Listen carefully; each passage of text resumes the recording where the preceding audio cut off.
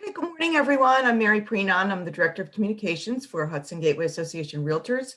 Thank you again for joining us for this virtual breakfast with benefits. We try to bring these programs to you to help you with your business, and the only thing we can't provide over the computer is the bagels and the coffee, so you'll have to get that yourself. Anyhow, our session today has some really great information about how to do marketing in the post-pandemic. Hopefully we're coming out of this with Risa Hogue of GMG Public Relations and Patricia Stark of Patricia Stark Communications. But first we want to thank our sponsors of this event.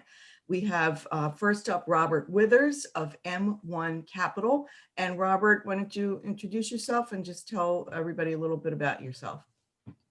Morning. Thank you. Mary, thank you very much for asking me to sponsor the event, and good to see you again, even if it's on Hollywood Squares. It's great to see you.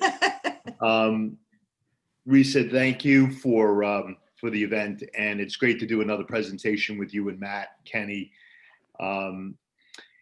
Yeah, we are a full-service commercial mortgage brokerage located in White Plains.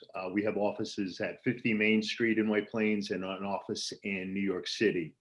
We specialize in arranging financing on small to medium-sized commercial properties, both on a purchase, refinance, or bridge loans. We specialize in permanent financing, private financing, which would include hard money and private equity real estate finance, and we do commercial mortgage debt workouts.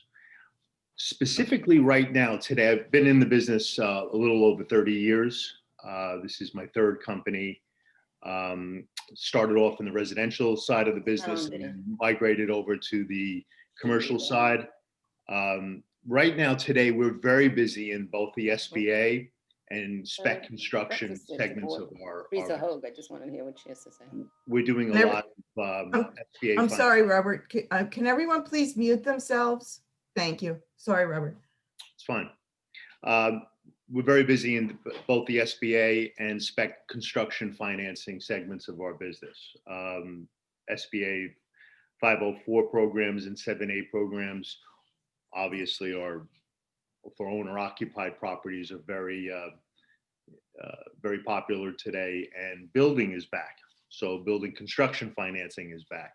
So we're very grateful. We've been quite busy and look forward to a great 2021. Thank you. Thank you, Robert. And I would also like to introduce now from Statewide Abstract, Matt McAllister. Hi, Matt. Hey, Mary. Thanks for having me on this morning.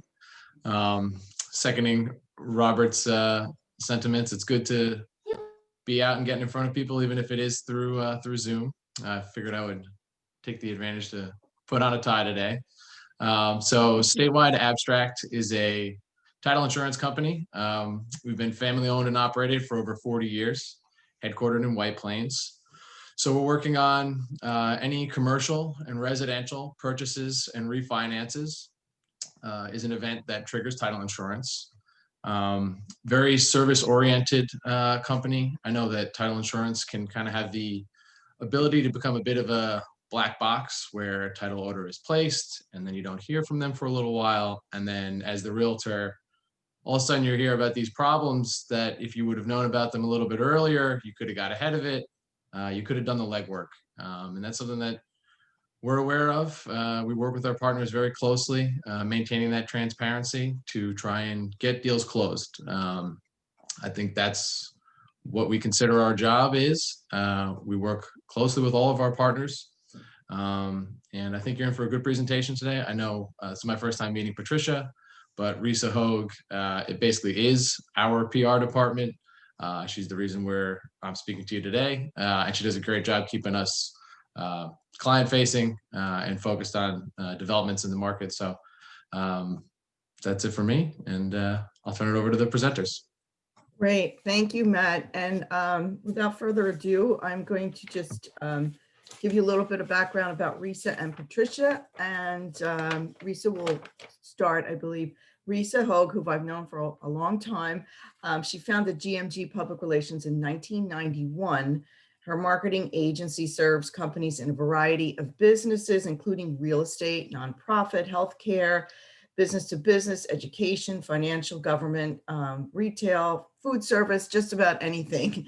Risa has worked on many accounts over the past 4 decades and includes some of her more famous accounts that you might be aware of are the Sidney Kimmel Foundation for Cancer Research, the Helmsley Hotels, Travelodge, the Tourism Board of Scotland, wow, Rockland County Community College, AMC Theaters, and Morton's Steakhouse.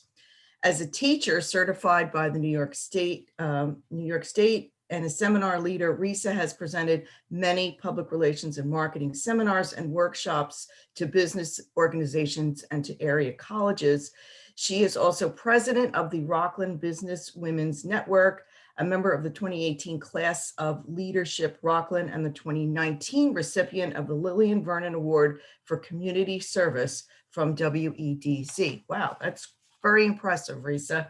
Patricia, who I've never met. Hello, Patricia. Nice to meet you. Patricia is a certified executive coach and body language trainer. She heads Patricia Star Communications, a public speaking and media training firm. She helps professionals, TV personalities, celebrities, athletes, and many others build their confidence. That's confidence in public speaking, interviews, on camera, and daily life.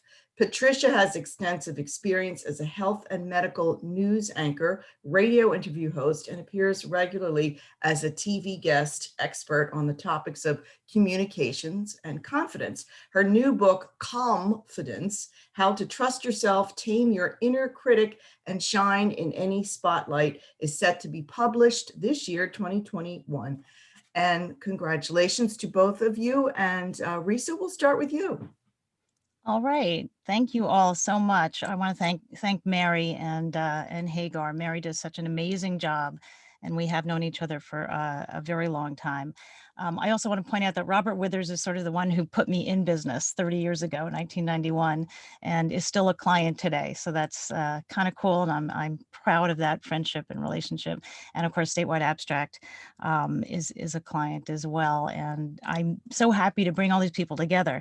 I also want to mention that I'm very proud to be sharing this virtual platform with Patricia. The first time I saw Patricia was actually at a Rockland Business Women's Network meeting. And as she walked in the room, I went, I want to be like her. She was so put together and so organized and just so, presented herself so well, which is why she does what she does and is so sought after to do that. And actually, if you go back, if you recycle back to March of last year, one of my first Zooms at presentations that we did was with Patricia. And I said, all right, we all need to look good on Zoom. Help me. So if you go back to that first video, which you can find on my YouTube channel or Facebook for GMG, you'll see a vastly different Risa.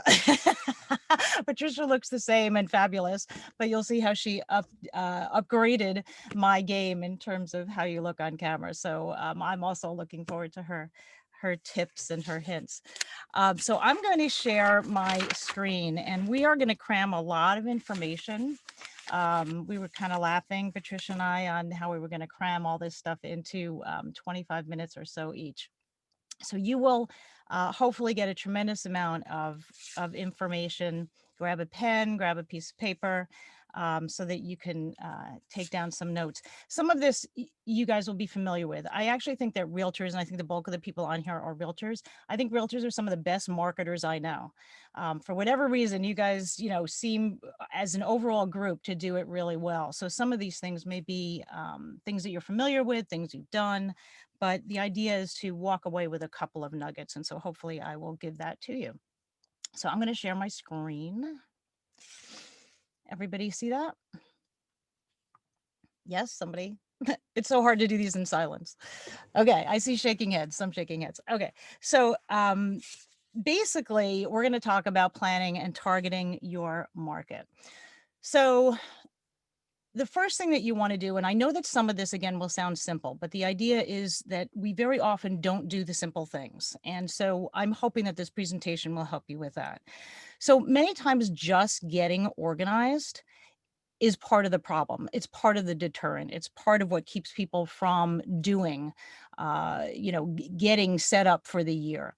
So now is the perfect time. It's January 15th. We're only 2 weeks in. So this is the perfect time to start to plan out your efforts for the whole year. And that is what I'm suggesting to you, that you start to plan out the entire year in January, so that you are ahead of the game and not always going, oh, I should have done that. Oh, I didn't have that, written down, or, oh, I'm a week past when I should be doing X, Y, Z.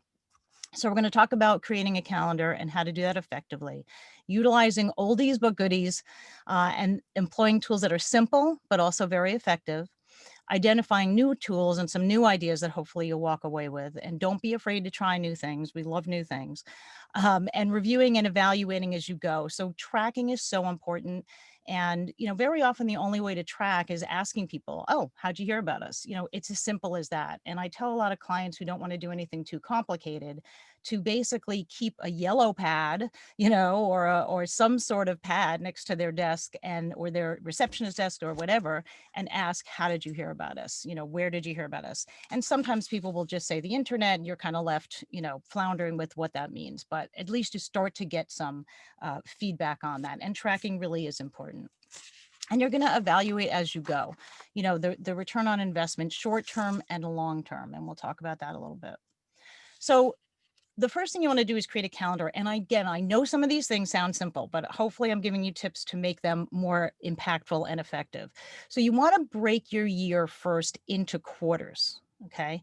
So instead of thinking about 365 days and how, daunting that can be, if you break it into quarters, you've now got 4 things to think about, at least at the beginning.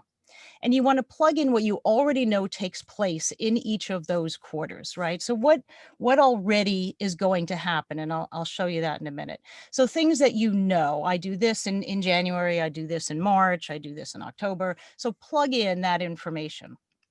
Special days, holidays, mailings you do, events and activities. And it's also important to sort of, remember and identify your slower times and your busy times, right? So the slower times, you should think of those as being really effective opportunities, because if you know that February is slow for you, then that's when you want to really go, full guns on your marketing and your, planning ahead, so that when you do get busy in March or April, you've already got those things in the can, if you will. And then you want to work backwards always, right? So if you know that you're going to be, sending out holiday gifts, for example, in December or December 1st, you want to work backwards so that you're ordering in time. And all of this hopefully will reduce your stress throughout the year and also get you organized for your year. So this is what I'm suggesting. And again, so simple. So a marketing calendar starting like this. All I did was create this in Excel. You can create this in Excel. You can create this in Google Sheets. And it's just a simple, plug it in. I'm happy to send this to anybody who wants to use this as their template. And it's interesting. There are actually, when you open up Word or you open up Excel, we tend to just go to a blank document and start. All Word and Excel has a lot of templates in them. So if you plug in, instead of opening, a blank document, plug in and have it search for a template, search for a calendar in Word or Excel, you'll find different templates that you can work with so that you don't have to necessarily start it from scratch. But I do love using something very simple like this. If you use Google Sheets, then you can actually update that wherever you are, right? So that'll travel with you, whether you're on your iPad or whatever. And I'm also suggesting, because some people are very good at handwriting things down or plugging them into a spreadsheet, and some people have not done that and they just want to use their phone and use their calendar. That's fine. I'm suggesting a combination of the two. I'm suggesting that you start with this so that you have a visual. And then you're going to add these things to your calendar so that, when it's time to order something or to do something, it will pop up on your calendar. So I'm suggesting sort of a combination of these two things. So again, very simple, break it into quarters like this, just something very easy. And then you start to fill it in. So now you're going to fill in, what do you already know that you do throughout your year, right?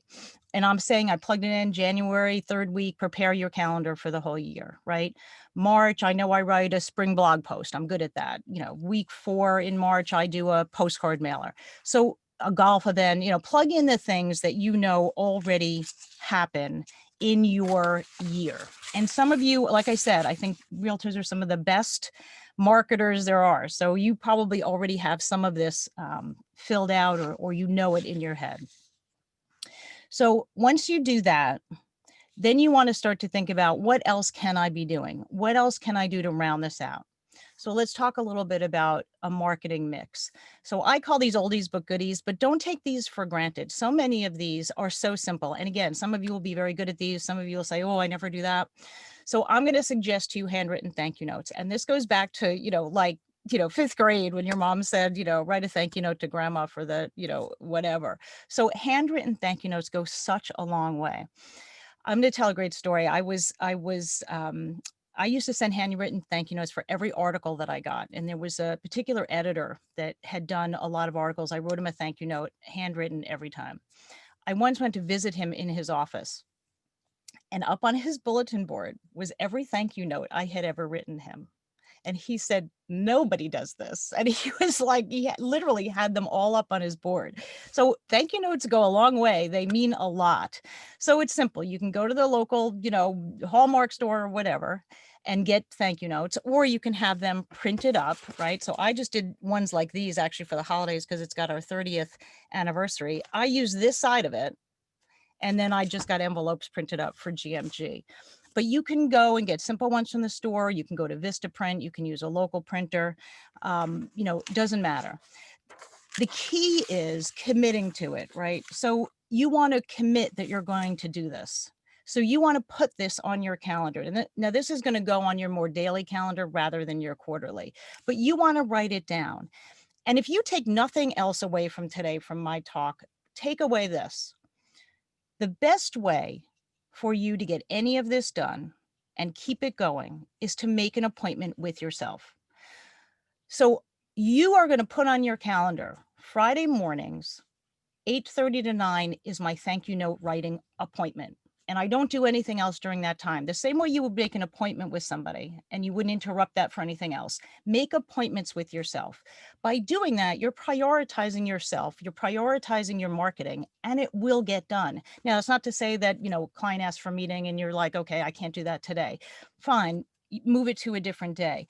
But the only way these things really happen is when you schedule them, when you put them on your calendar like an appointment.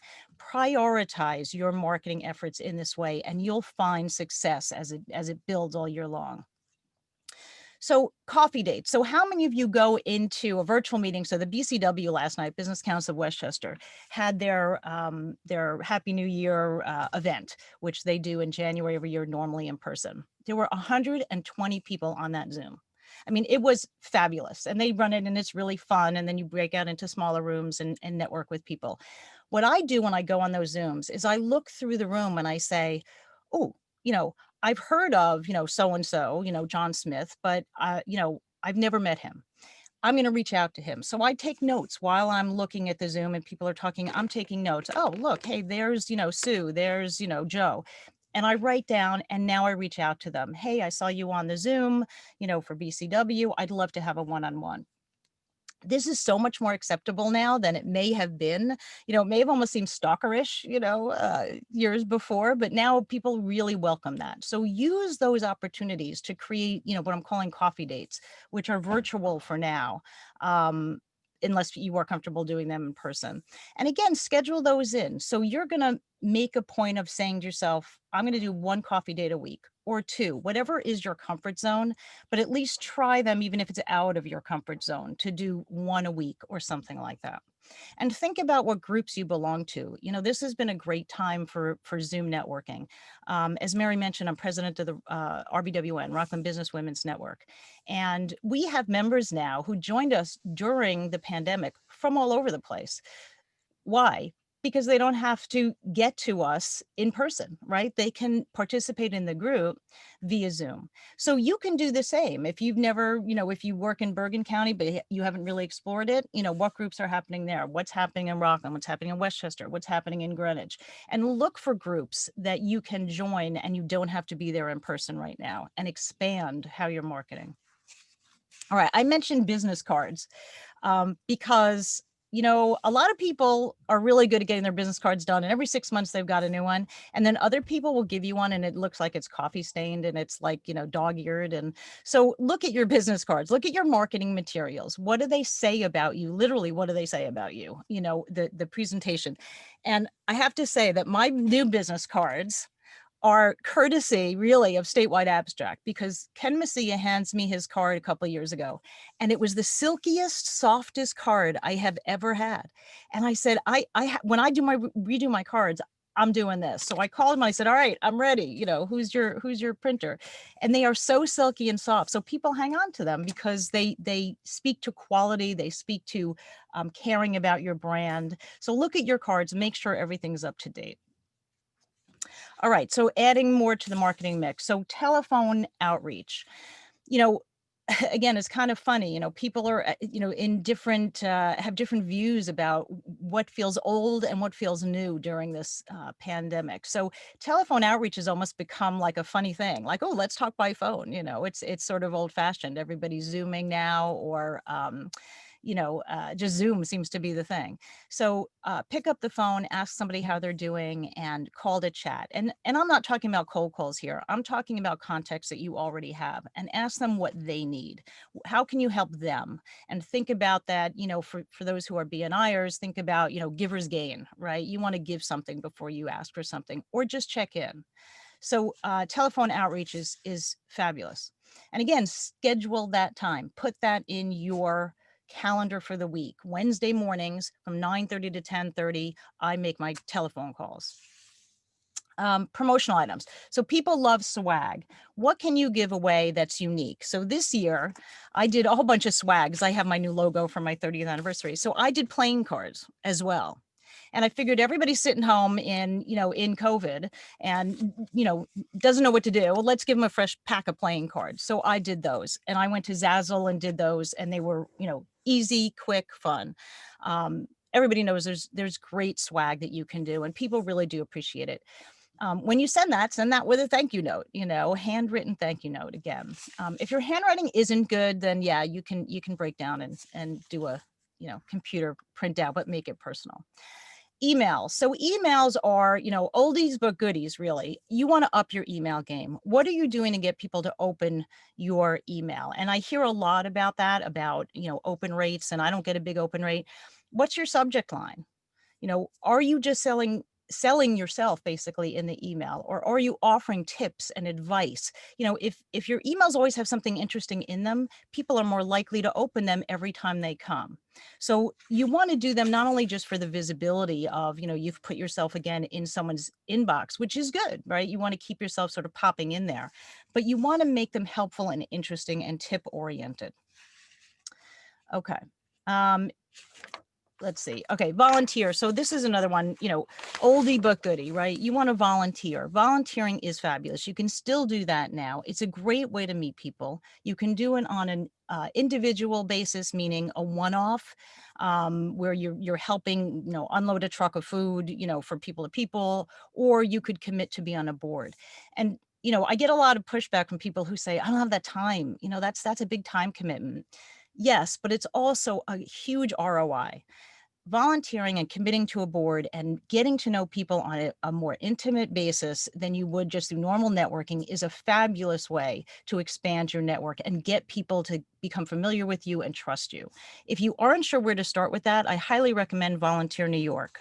They are just the best, and you'll have, they send out emails where you'll again have an hour commitment of volunteering, or board training they actually do. So I highly recommend them. Their last board training they did had 180 people.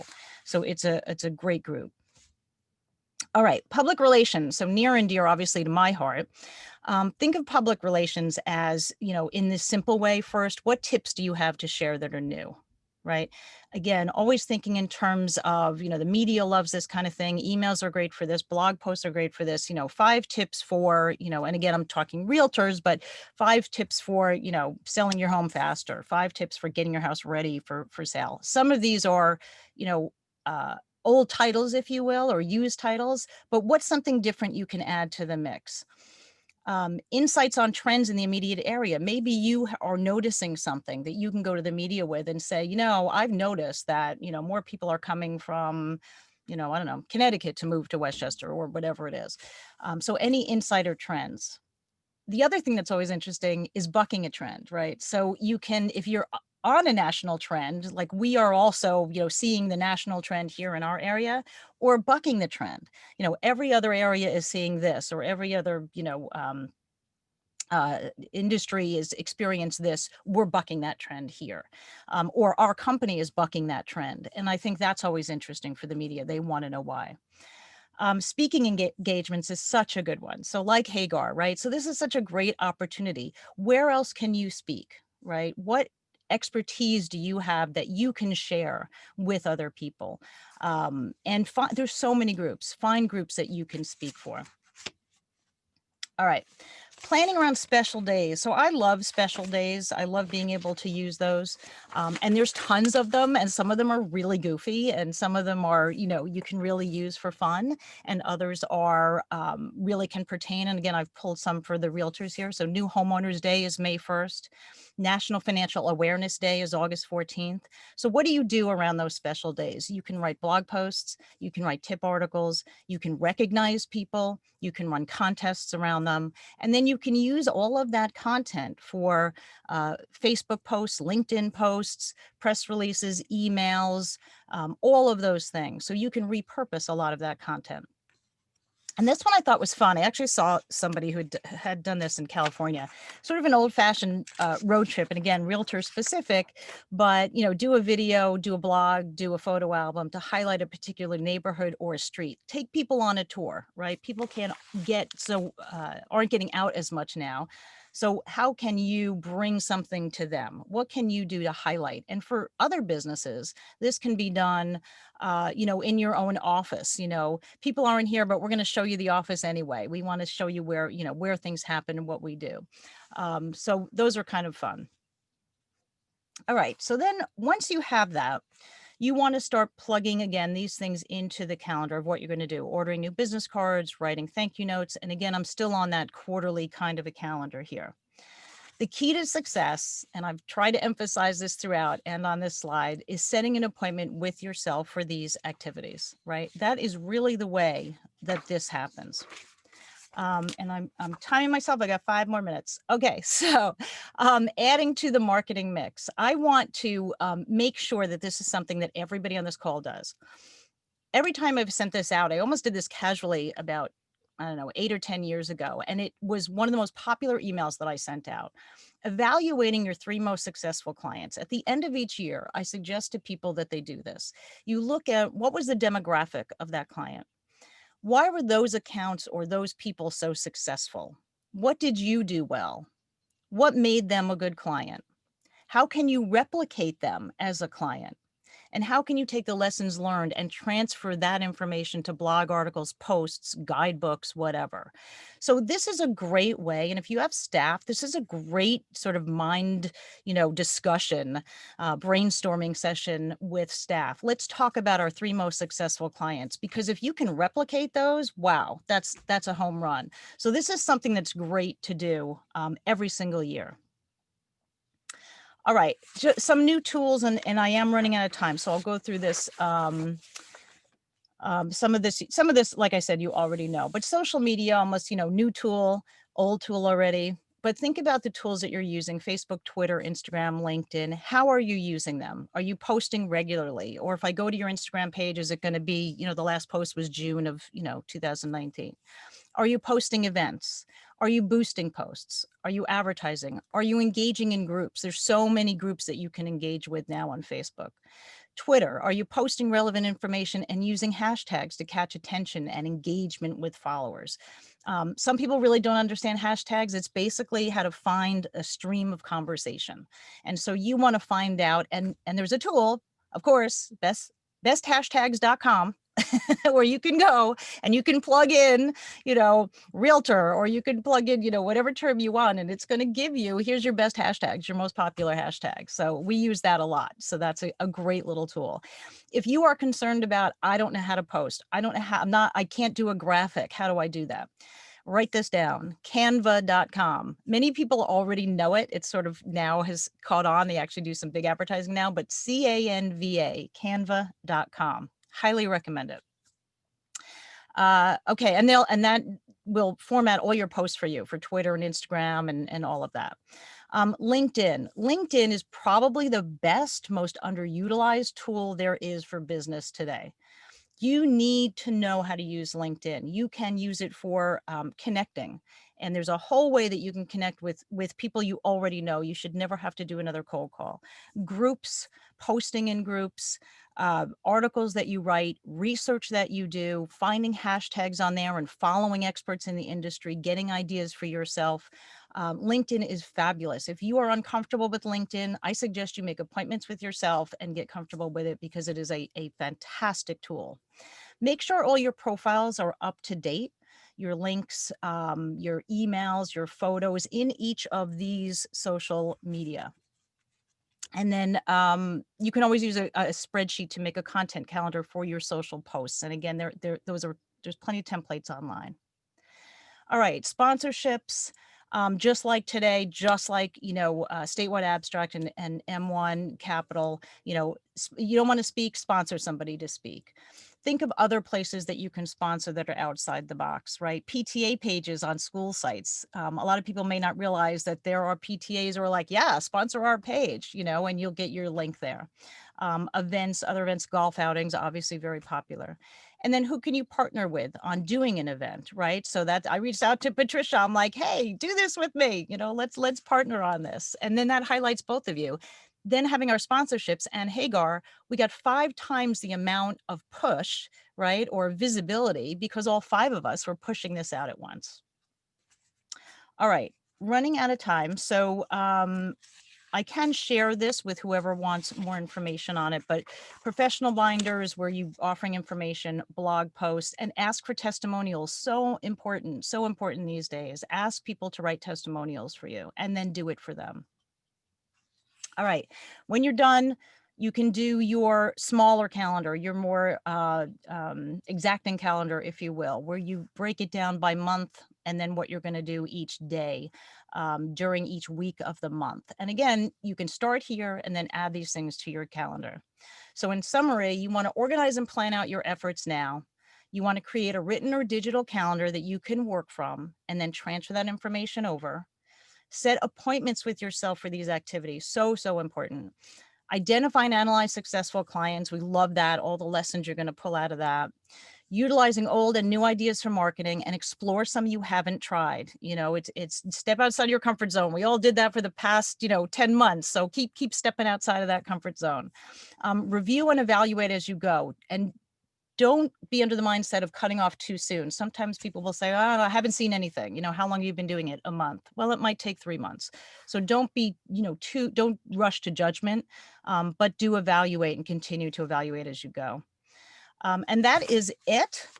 I am, again, thrilled to be able to bring these ideas to you. I hope that you got something out of it. And I am going to turn it over now to my pal. Let me stop sharing here and turn it over to Patricia, and she's going to give you some more good advice.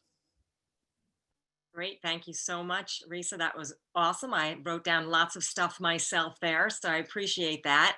I am going to time myself as well and share my screen and thank Risa. Thank you so much for inviting me to present with you today. Thank you, Hagar and Mary, for having us. I greatly appreciate that. And it's just so nice.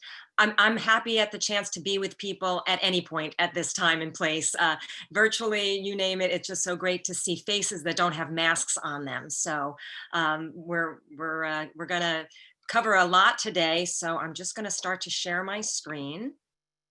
And no, I don't want to share that. Bear with me. here we go.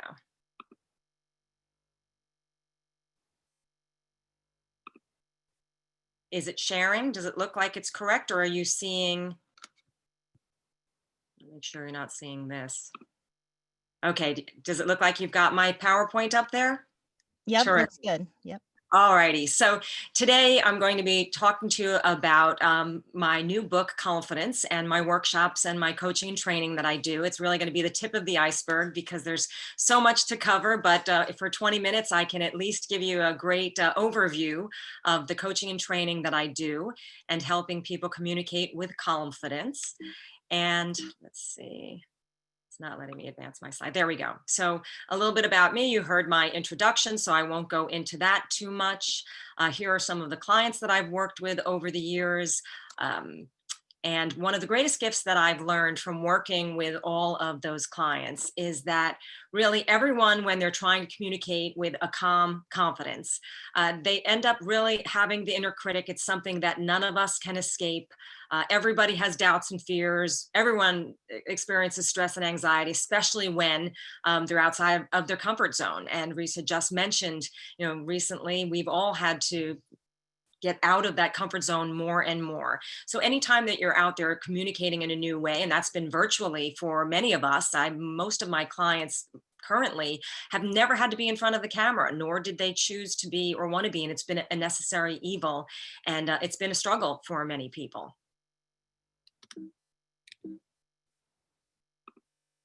So approximately 80% of Americans say that they experience stress and anxiety, general anxiety. And this was a study done before 2020. So I can only imagine how much that percentage is up after everything we've all been through together. And 90% experience self-doubt and struggle with confidence. And this is something that is just a human vulnerability that is something we all share, especially when we are not feeling comfortable or when we're communicating in different and new ways and putting ourselves out there in ways that we haven't in the past, whether it's promoting our business or communicating in a new way like the virtual landscape that we're in now, or marketing yourself or appearing as a guest expert in front of the camera or speaking at events. Any of these things that we have to do to get outside of ourselves can be tough for people. So one of the main things that kept being the theme that came up with all of my clients and students, whether it was for public speaking training or media training or dealing with interpersonal skills at work or a confrontational phone call, was that not only did everyone want to be more confident in those situations, but they also wanted to find that inner calm, a place that they could really pull from, where they could feel that they could trust themselves and go into a situation feeling less anxiety, less agitated. So that's when I came up with the term and found the trademark or made the trademark for confidence, and then finally pitched that to get to my publishing deal. So thus Confidence, which I believe is really the secret sauce for having peace of mind, because when we're agitated, when we're rushed, when we're pressured, it's very hard to communicate confidently, and we don't feel like we're in charge of ourselves. We can get that out of body feeling or blank out or speak and don't remember what we even said or what actually happened sometimes during an event. I've had people get off of a stage or get off of the air and say, I need to watch the video because I don't even remember what happened. So when you can find that calm in advance, you will make better choices, you can think straight, you can trust yourself. And isn't that really what we want from anybody that we're dealing with, whether it's a teacher, a coach, someone that's in a leadership role, our dog walker, whoever it may be. We want to know that we can trust people who exude that type of calm and confidence. So 85% of our success comes from how we interact with others. At least that's what studies tend to show. So really interacting with others is our communication skills, and our interpersonal skills. But we will communicate on the outside always based on first how we're thinking on the inside. It always starts from within. What's the story that we're telling ourselves? What are we telling ourselves about ourselves and about a situation and about how others are receiving us?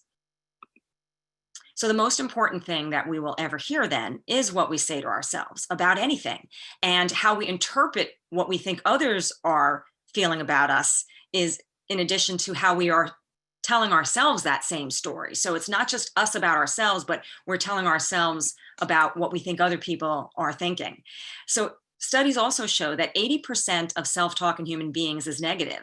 And this is just something that is a default. It's a defense mechanism. It's a worst case scenario. We just go here first as kind of a primitive place to protect ourselves and cover ourselves. So it's our default. So we need to know that going into communication situations, that we can often think the worst, or we can have a perspective that sees things in a negative light rather than going into a positive situation. So many times we have to make that choice ahead of time to determine that we want our outcomes and our presence and the way that we show up to be negative and be positive and not negative. So self-concept is a really important concept to talk about here when we're talking about how we communicate internally. So the definition of self-concept is really an idea of the constructed, I can't see, I've got my video here over this, from the beliefs one holds about oneself and the responses of others. So what does that mean? So that means that there is a direct relationship between self-concept and our performance. So oftentimes our self-concept can be, oh, I'm not a good negotiator. I'm an introvert. I don't really like conflict. No one listens to me, or I'm not good enough. You know, there's this back talk that's always happening in that inner critic in the back of our mind that sometimes is subconscious, that we don't even realize that we're defining ourselves, or maybe someone somewhere told us this or gave us this feedback and it wasn't even true, but yet we accepted it or believed it or tucked it away. And we have this self-concept locked in there, and it's always influencing how we communicate to ourselves and how we communicate to the outside world. And we have a lot of these mini self-concepts, which we tell ourselves about our own confidence, or what we feel our degree of emotional intelligence is, or what we believe about our speaking skills, or even how we believe our voice comes across, or the sound of our voice, or how we use our voice assertively or not. We have self-concepts about our image, about our likability, about our credibility, our assertiveness, and now so many people about how we even look on camera. You know, a lot of people will come into meetings, and this is the biggest complaint I get from a lot of my corporate clients that bring me in to teach people, coach and train for virtual training, is that people will show up to meetings and just put their picture up and not want to be on camera because their self-concept is that they don't like themselves in front of the camera. So, I mean, put that in the material world where we're used to. Could you imagine being in a meeting with everyone in person and then someone shows up over the phone? It's a very different presence. It's a very different interaction. And that's what happens now when we're all in front of the camera, and some people choose not to be because they just dread it. It's their presence just isn't felt the way that it should be, like everyone else in front of the camera. So our self-concept is really that thermostat that shows what our comfort zone is in any of those areas that we just talked about. So it's something that you really want to start thinking about. How are you defining yourself? All those mini self-concepts of you that reflect on how you show up in the world, how you show up into a communication situation, how you put yourself out there, how you build rapport, how you interact with others, and how you handle pushback or conflict or sticky situations. And these self-concepts really come out even more when we get squeezed. So in difficult communication situations, or when we are putting ourselves out into that spotlight, this is where some of those negative concepts are going to rear their ugly head. Whenever we feel that pressure or that stress or that anxiety, just like when you squeeze a lemon or squeeze an orange, whatever's inside is going to come outside. So whatever's going on internally in your internal communications will get squeezed out in your external communications when the pressure is on, or when you're outside of your comfort zone. So only 7% of our communication impact is the words that we use, or the words that we use. So think about that. So I could say the phrase, I love you, but if I say it, I love you, I love you. It's the same words, but so different based on a lot of that other 93% of everything else. And what is that? It is our voice. It is our body language. It is our facial expression. It is our energy. It is all of these different things. So as far as our voice, we'll start there. When you want to come across with a calm confidence, you always want to have a strong voice, be direct, project. I work with a lot of people that can be self-conscious and feel that they're more introverted and don't want to necessarily put themselves out there, and they'll be very soft-spoken, and that will always make them sound less confident, even when they do know their material, even though they do know what they're talking about. And so we'll always work with getting them to project and just raising that volume even when they feel nervous, because that in itself will make them be perceived as more confident.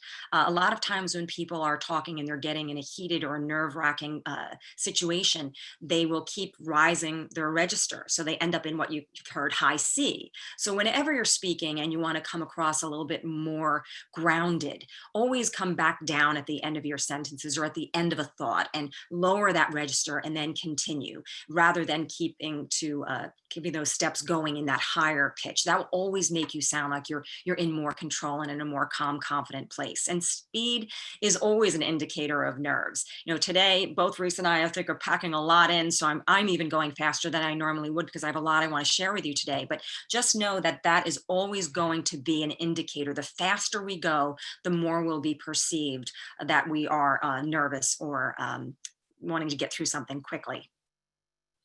Verbal graffiti is also another big one. You'll hear people say the ahs and the ums, and I work a lot with trying to eliminate these. And we all do it, and you'll even hear me do it. And it's not such a big deal when there's an ah or an or a here and there. It's when there's multiple ones, when I can start reviewing someone's presentation and I'm getting 7, 8, 9, 10, 11, 12.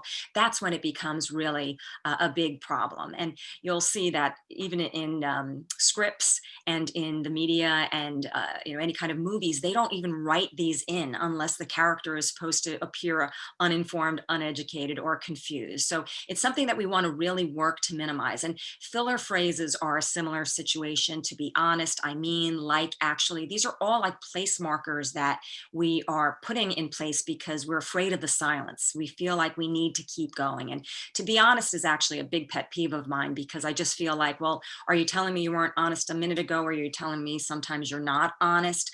It's just a bad habit. I think that a better replacement is to be perfectly open or to be candid with you. This is just one that I don't care for. So not being afraid of the silence when we're speaking or when we're presenting is really the key. And a moment of silence to us might feel excruciating, but to people on the receiving end, they just don't perceive it that way. And they really can help us appear more deliberate, more thoughtful. They help us think before we speak. Studies show that we are perceived as more intelligent when we aren't afraid of those moments of silence. And they can really get people's attention, especially in a busy room. And when we get back to hopefully in the near future, speaking with groups again, if there's a rowdy room or people are not, you don't have their attention, you just stand at that mic silence for a moment. Ooh, you better believe how quickly you can start to control that room. So body language is another part of that 93% that helps us to communicate more confidently. There was a great study by Amy Cuddy, who is a social scientist up at Harvard, and she talked about how you can literally change your physiology in just 2 minutes. So before going into any communication situation, watch how you're using your body. Are you imploding and going down into a lower power position, or are you standing up straight and kind of standing in that Superman position and using your space? Because when you're imploding and minimizing yourself, it actually lowers your it raises your cortisol level, which is your stress hormone, and lowers your testosterone levels, which both men and women have, which are that's our ability to take chances and take risks when we have those levels higher. And the opposite happens when we expand and when we use our body and use our space. Our cortisol level drops and our testosterone rises, and we feel more dynamic and more powerful. So start to watch how you're using your body going into situations, not just during those situations. So here are some body language signs of insecurity. So anytime we pacify ourselves or we self-touch, you'll notice people will wring their hands or twist their jewelry or fiddle with themselves. That's always a pacifier. Fidgeting is another pacifier. Biting the inside of our mouths or picking at our cuticles, swaying or pacing, or in that implosion that I was talking about.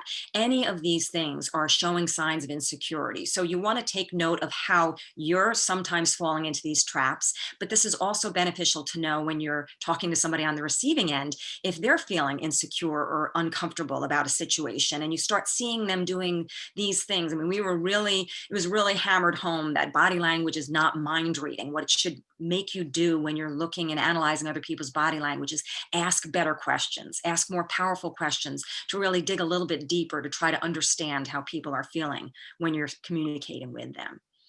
In body language, there's a saying, when your lips disappear, you don't like what you hear. So anytime people purse their lips, that's a red flag. There's something that they are either uncomfortable with what they're about to say, or they're not liking what they're hearing. Signs of uncertainty, scratching the head, the shoulders shrug, big eyes, shifting body. These are all places to ask great, powerful questions of people. And there are 7 universal facial expressions: happiness, surprise, contempt, sadness, fear, disgust, anger. The reason I show you this is that all that 93% along with our words needs to be congruent. It all needs to be telling the same story. So your facial expression, your body language, your presence, and your words should all be lining up. So if you're telling me something is great, but I don't see it on your face, I'm not believing it. I'm not buying into it. And the reason that facial expressions, especially on camera when we're so close up with people, are so important is because we're hardwired to communicate with our facial expressions. And there was a great study done at the Paralympics where they showed 8 athletes from all different parts of the world that had grown up completely unrelated to each other. And they all made all of these same facial expressions since birth. But the clincher was that they all were blind since birth. So we are hardwired to communicate with our facial expressions. So this is just to show you why it's so important. These nonverbals are extremely important to our communication skills. And making eye contact is incredibly important. And even more so now when we don't know where to look when we're on camera. So I will spend most of my time in a Zoom or in a training really just looking right at that little pinhole of a lens or whatever lens you have that you're speaking on camera, because people will feel like we're listening, because if we're staring down here really listening to them, it looks like we're not making that eye contact, even though we're looking at them. So yes, I will glance down and I will try to be there, but you'll see I will live up here most of the time when I'm trying to talk, and most of the time even when I'm listening, because it's better active listening for people to see me looking directly and making it look like I'm making that eye contact. I can't wait for the day that they can embed the camera right over the person's face so that we can actually be looking into the eyes on the video and that camera's right there. And we always show up with a vibe. You felt it on people. You get a really bad vibe off of somebody, but you can also get a good vibe. So think about that, whatever's going on in here or that's been going on where you were prior to that communication situation, that's the vibe that precedes you, that comes into that room, sometimes even before you walk in or even show up on video. So make sure that you're prepping your vibe even going into a communication situation. And there is something called emotional contagion, where people can actually catch our emotions, can catch those feelings and those vibes off of us. And you felt this, how somebody can show up and bring the whole room down, where another person can walk in and light up and get everybody in a better mood. So realize that, yes, in this day and age, we're all contagious, but we're also contagious with our emotions. So here are some natural exercises to try to find that calm before going into communication situations. So most of us are always running around. We're juggling 8 million things. And this was something that was shared with me by an author named Mark Thornton, who I helped with his book promotion. He wrote a book called Meditation in a New York Minute. He was a stressed out Wall Street guy who was losing his health over it and started taking meditation, and then ended up quitting his job and goes into corporations now to help other people chill out and meditate to save their health and their mental health. So you can do this for 2 minutes right before going into any situation. Just picture a snow globe. It's shaken up. Everything's swirling around, like the things all going around in your mind. Close your eyes, take a deep breath, and just watch all of that settle. And as that settles, you'll lower your heart rate. You'll start to calm down. You'll feel that your blood pressure will start to ease, and then you'll proceed with a clearer mind where you can think straight. It's a wonderful visualization that helps both physiologically and for you to feel like cognitively that you can think clearer. You'll hear people say, oh, take a deep breath. it's really not in taking the deep breath that we get that calm, it's in the release. So whenever you take that deep breath, really focus on the release slower and let that out. And anything that's agitating you or that's bothering you, you can also, in your mind, picture yourself breathing that thing out on the breath. And that will help you, again, to find that level ground going into any situation. H7 is a great pressure point. You take your thumb and you push it right where you would feel your pulse. This relieves anxiety, nervousness, even fear and forgetfulness. Pressing this for 1 minute, again, prior to going into a situation to find that calm and confidence.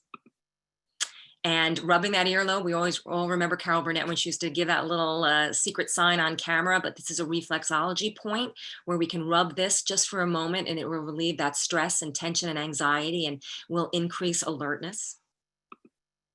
Lemon balm is the bomb. This is the best thing I've ever found in my life. My clients all love this.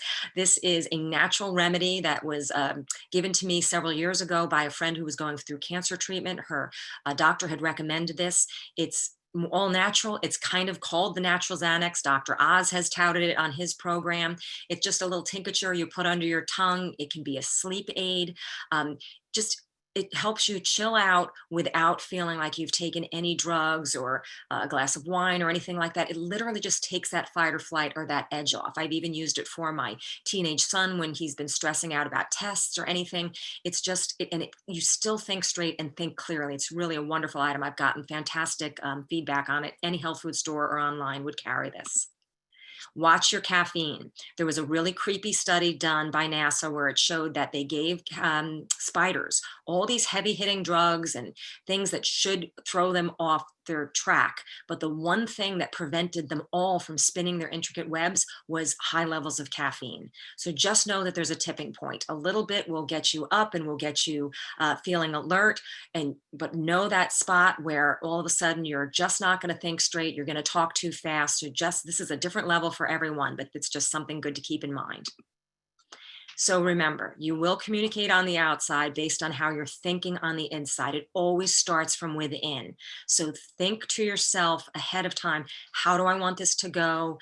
What am I thinking about myself in this situation? What am I thinking about the others in this situation? It starts from within. Take care of yourself. I can tell you firsthand, I just had something happen to me where I've worked on camera thousands of times reading teleprompter. I went into a situation after a really agitated night. We have a new puppy. I didn't sleep well. There was a lot going on. And I started to have an anxiety attack and started to feel like I wasn't going to be able to read the teleprompter. And I had to talk myself down off of the roof. And I did, but it was 100% because I came into a situation, a communication situation where my self-care couldn't be, unfortunately, but it was not in check. So the things that you do leading up to communication situations, sleep, eating well, what you drink, how you take care of your exercise, all of these things will influence how you are as a communicator.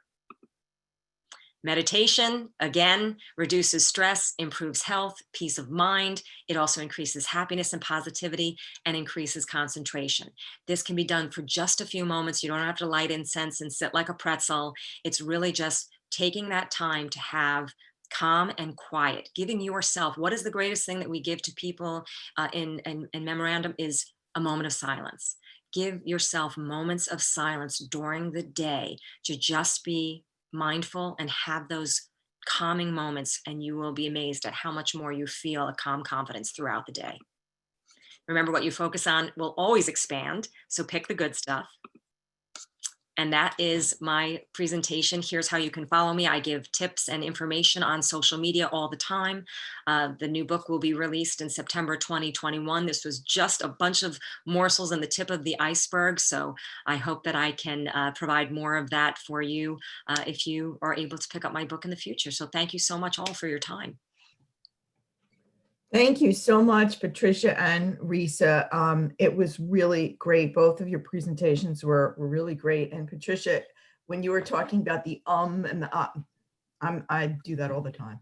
And We you all don't realize until after you, I said like 1,000 times. If anyone has any questions, you can put them in the chat. I'm getting a lot of good feedback. Everyone says, yes, thank you, great presentation. anyone have any questions for either Patricia or Risa? You can just type them in the chat now. I have a question for Patricia, actually. How did you get so calm? Oh boy, practice, practice, practice. I experienced a lot of anxiety as a young person. I had a lot of confidence issues growing up, and I just kept putting myself in more and more situations to desensitize myself and feeling the fear and doing it anyway, and literally just putting myself out there. And every time that I did, I got more calm, and I just have really dove into as much material and information and books and you name it to research how to find my calm and confidence in every way possible. And then writing a book helps you be even more of an expert because you got to do the research as well. Okay, great. Thank you. I'm still getting a lot of feedback, great tips. Here's a question. Any tips on how you can control shaky voice when public speaking? Yes. So the shaky voice happens when your breathing is off and when your throat is getting constricted. So trying to do some of that deep breathing, speaking from your diaphragm, go to a lower place. There's a great exercise that you can do where you repeat the word mood, like, getting in a good mood. Mood. A voice coach gave this to me. And what it does is it gets you out of your nasal area. It lifts that soft palate. It comes down your throat and opens up your throat more. And then you'll feel like you're doing a crunch. Engage from down there, and that will help your voice sound more of a depth, more of like a bass, and that will help you sound more solid.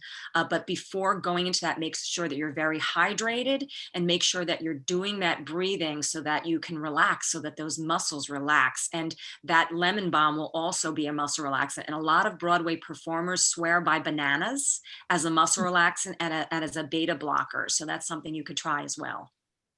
And someone was just asking about a dry mouth, and you were saying to stay hydrated. Yeah, so a dry mouth, cotton mouth, definitely stay hydrated. Chewing gum right before a situation will always get those juices flowing. Avoid dairy, always go with dairy substitutes, almond milk, soy milk, whatever you can, because that will dry out your mouth, and the dairy coagulates around your vocal cords and gives you that nice little happy coat on your tongue, which you don't want. And use lip balm to keep your lips moist.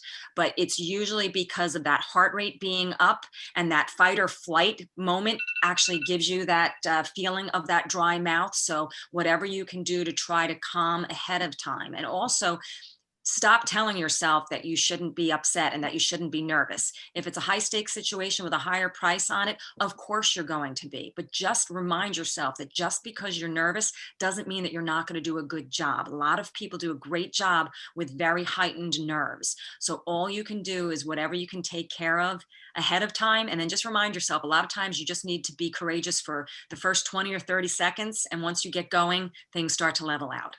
Great, thank you. And I just have one last question. This is for Risa. When we finally do come out of this pandemic, God willing, do you think that people are going to be more apt to want to continue virtual meetings, or do you think people are going to be really rushing to meet in person? Do you think how is that going to change, or is it going to change? Yeah, there's been a lot of discussion in all the different groups that I belong to about this, and people feel as though there will be a hybrid, that we're able to get a lot done now via Zoom without worrying about travel, without worrying about traffic, without worrying about weather. You can meet with somebody and get a real experience of them. And so the consensus seems to be that this will continue in some way for certain things. I mean, even the board meetings for RBWN, everybody's like, why would we go out and, fight the weather and everything else on a Monday night? Let's do this from Zoom. There's no side chatter, right? And the no side chatter is a plus and a minus. I mean, part of the reason we like being in person is that we do have side chatter. We can say, hey, how are you? And have all those little side moments, which are so great. But if you are having a meeting that is strictly just, let's get this business done, it is quicker right now to do it on Zoom. And a lot of people have expressed that they will be exploring hybrids for those things going forward. Even being able to bring together different offices that are across New York State. Somebody was saying yesterday, they hadn't met their counterparts because nobody was doing the driving or whatever prior to that. And they were doing phone conferences, and now they can do Zoom, and it's just, easy to meet with everybody, get the work done, and go back to work. So I think there will be a hybrid. I think people will be very hungry to see each other and to get out and to hug when we can hug and Right. have side chatter and lunch and coffee and all those things. But I think you'll see certain things still happen by Zoom, at least for, a good while. Could I Good. add to that? I had somebody compare it to e-readers recently. They said, when e-readers first came out, everybody said, oh, no one's going to look at books anymore. I can carry 1,000 books on my phone. I don't want to carry the clunky books, but they both exist simultaneously now because they served different purposes. Everybody likes to hold a book in their hands as well, and that won't go away. Right, right. Good Well, point. I thank you both again. It was very informative. And like I said, we are recording this and we will be sending the link out later this afternoon. I want to thank Robert Withers from M1 Capital again, and also Ken Messia and Matt McAllister from Statewide Abstract. And thank all of you for participating, and everybody go out and have a wonderful day. Okay. Thanks, everybody. Thank you, everybody. Bye-bye.